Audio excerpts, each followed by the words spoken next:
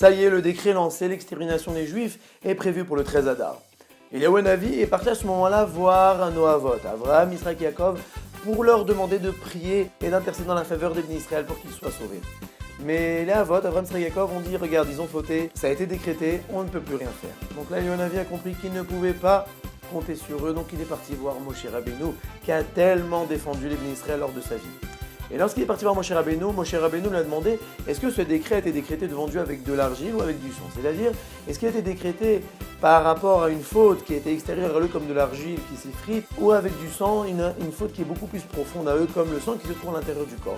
Et Eliyahu Hanavi lui a répondu ça a été décrété avec de l'argile. Donc Moshe Rabbeinu lui a dit nous avons encore de l'espoir. Y a-t-il un tzaddik dans ce monde si bas qui pourrait prier avec moi? Il a dit si, il y a Mordechai. Et donc, Eliyahu Hanavi est parti voir Mordechai et le mettre au courant de ces décrets-là. Et lorsque Mordechai a été mis au courant, il a déchiré ses habits, il s'est mis en habit de deuil et a commencé à faire des tfilotes et à crier, à implorer à Kadosh Baruch Hu. Et aussi, il est parti voir Esther pour l'informer, pour voir si elle peut intercéder en la faveur de Israël auprès d'Achashverosh. Et là, il a envoyé Attar. Attar était un conseiller au palais. D'après certains, Attar était Daniel. Mais la Megillah l'appelle Attar puisque Daniel avait la même valeur numérique que Haman. Donc ça ne le faisait pas trop, donc on a mis Attar à la place. Et lorsque Mordechai dit à Attar de dire à Esther tout ce qui se passait, et Esther a répondu en disant à Attar non, ce n'est pas la peine que j'aille voir encore Achashverosh, puisque la loi est que toute personne qui va voir Achashverosh qui n'a pas été appelée peut être mise à mort. Et en plus, cela fait 30 jours que Achashverosh ne m'a pas appelé, donc il va bientôt m'appeler. Ne t'inquiète pas, on a du temps, on a encore 11 mois pour implorer à Akadosh Baruch Hu pour qu'il annule le décret. Et là, lorsque Esther a envoyé Attar pour dire à Mordechai, d'après certains, il a été tué par Haman. Puisqu'Haman a compris qu'il y avait un petit manège entre Mordechai et Esther, donc il a coupé la communication. Et Akadosh Baruch Hu a envoyé Michael et Gabriel en envoyé à la place de Attar. Et lorsque Mordechai a entendu les paroles d'Esther, là il lui a dit attends Esther, regarde, si on attend 11 mois, les Juifs vont désespérer. Là, la souffrance est encore fraîche, il faut profiter que les Juifs sont prêts à prier pour pouvoir implorer à Kadosh Baruch Hu.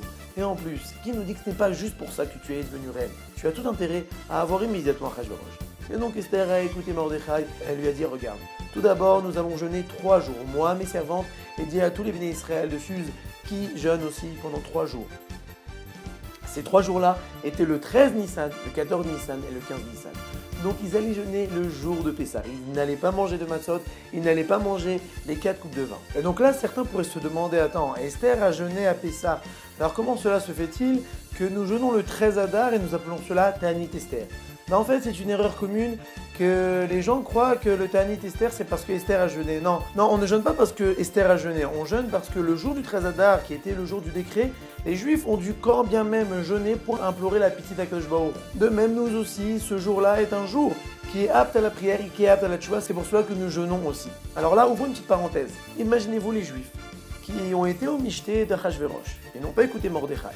Et d'après certains commentateurs, pendant 9 ans, ces mêmes personnes-là ont nargué Mordechai en lui disant « Regarde, tu voulais pas aller au michté ». Mais nous sommes partis au michté, nous avons fait des super connaissances, nous avons fait des super liens, on a des copains ministres et des copains haut placés. Et grâce à cela, nous avons réussi à avoir des synagogues, des yeshivot, et toi tu ne fais rien. Pendant 9 ans, ils l'ont nargué. Et après 9 ans, et que Haman est devenu très haut placé, tout le monde se prosterne et Mordechai ne se prosterne pas et le nargue. Et après, à cause de cette humiliation, Haman a décidé de tuer tous les Juifs. Et là, les Juifs entendent que Mordechai, qui a prouvé la cause du décret, vient leur dire, vous savez, c'est à cause de vous, c'est parce que vous avez participé au michté d'Achashverosh que Akadosh Baruch Hu a fait cette punition. Donc nous allons annuler Pessah. Et là, ils auraient pu dire, attends, 2 minutes, c'est à cause de toi d'abord, et en plus, tu veux nous annuler une fête de la Torah? Tu es un peu fanatique sur les bords. Eh bien non, ils n'ont pas dit ça, ils ont cru à 100% Mordechai. Et ça, c'est un grand mérite pour eux. Bien qu'a priori, extérieurement, tout était de la faute de Mordechai, ils ont compris où était leur faute et ont écouté leur rave qui était Mordechai. Et donc après que Mordechai a décrété, ces 3 jours-là, ils ont jeûné, ils ont prié dans les rues, ils ont sorti les siffrets Torah, ils ont fait tchouva, ils ont fait la tzedaka, ils ont fait tout ce qui était en leur pouvoir pour implorer la pitié d'Akadosh Baruch Hu. Donc après ces 3 jours-là, Esther a décidé de rentrer dans le palais d'Achashverosh. Et avant de rentrer dans le palais d'Achashverosh, elle a fait une longue prière pour pouvoir implorer la pitié d'Akadosh Baruch Hu. Et elle est rentrée. Parlons d'une femme de 75 ans qui a jeûné 3 jours et nuits. Donc elle devait être dans un état assez lamentable.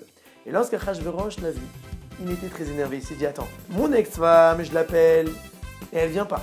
Celle-là, elle vient alors que je l'appelle pas. Je vais la tuer sur le champ. Mais Akadosh a fait un miracle qu'elle a trouvé grâce aux yeux d'Achashverosh. Et Achashverosh lui a tendu le sceptre pour lui accorder sa grâce. Il lui a dit qu'est-ce que tu veux ma reine? Et là Esther lui a dit je veux juste t'inviter à un michté, à un festin que j'ai organisé aujourd'hui pour toi et Haman. Pourquoi a-t-elle fait ça? D'abord, elle s'est dit déjà, autour d'un michté, il va peut-être plus m'écouter. Deuxièmement, là, je viens d'avoir la vie sauve, je suis un peu limité dans mes demandes de sauver les vies. Troisièmement, si j'invite Aman, ça va peut-être le rendre un peu jaloux. Et quatrièmement, moi-même j'ai besoin un peu de force. Et en plus, je vais inviter Aman comme ça. S'il va annuler le décret, au moins qu'il soit à disposition et qu'il ne faudra pas l'appeler, que peut-être Achashverosh va retourner sa veste. Après cette invitation, Achashverosh a ordonné immédiatement que Aman vienne au festin. Aman est très content qu'il a été invité, mais a quand même des petits soupçons. Et là, Achashverosh lui redemande, mais que veux-tu, ma reine? Et là, Esther lui dit, je voudrais que tu viennes à Michté que j'ai préparé en ton honneur et en l'honneur d'Aman. Donc déjà, elle a rajouté l'honneur d'Aman. Ça a dicté un peu à Achashverosh, ça l'a rendu encore un peu plus jaloux. Et ça a rendu encore plus fier Aman. Et en plus, elle rajouta que demain, t'inquiète pas, je t'annoncerai de quel peuple je fais partie. À la sortie de ce festin, Aman était super content. Non seulement je suis haut gradé, j'ai les faveurs du roi, même j'ai les faveurs de la reine. Et lorsqu'il sortit, il rencontra Mordechai. Et là, que Mordechai, encore une fois, ne s'est pas prosterné, ça lui a gâché toute sa joie. Il s'est dit, il faut que je fasse quelque chose. Il est parti voir sa femme Zeresh, lui demander conseil. Et Zeresh lui a dit, regarde, j'ai envie d'en finir avec ce juif. Alors je t'explique, le feu, on a déjà vu avec nos ancêtres qui n'ont pas réussi à tuer les juifs avec le feu. Avec l'eau non plus. Avec le glaive non plus. Il faut trouver un autre moyen. Elle lui a dit peut-être de la magie. Mais Mordechai aussi savait faire la magie. Mais il a dit, ah, tu sais quoi, peut-être tu vas le pendre. Ou il meurt grâce à la potence, ou même s'il ne meurt pas, tu pourras exercer la magie sur lui et lui, il ne pourra pas se défendre puisqu'il aura les pieds en l'air. Et je te conseille de faire une potence de 25 mètres de haut. Pourquoi une potence de 25 mètres de haut? Première raison, puisqu'il avait une loi que si une personne est pendue, que la corde se casse, il aura la grâce.